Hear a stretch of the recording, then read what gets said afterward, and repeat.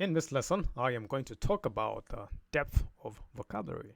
That is the richness of the word, the strong, healthy knowledge of vocabulary. So, number one, orthography. That is the written form of a word. That is how you write a word, how you spell it. Number two, the phonology. That is the spoken form of a word, how you say it, how you pronounce it. Phonology. Number three, reference. That is the meaning of the word. What does the word mean? How can you define it? How can you explain it? Number four, semantics. Semantics is the concept and reference. That is the study of the meaning of the word and the logic behind the word or the meaning of the word. Number five is the register. That is the appropriate use of a word.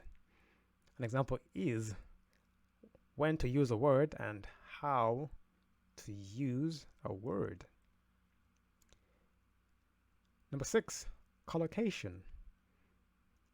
This is the lexical neighbours in brackets combinations.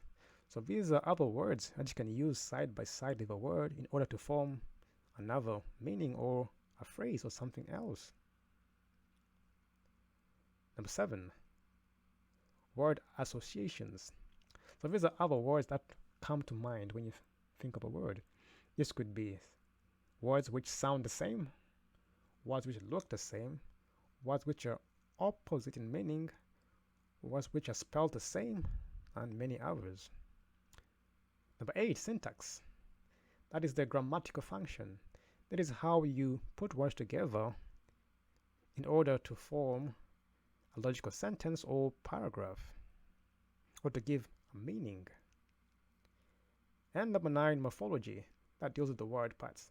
That is a study of the word and how the word is formed.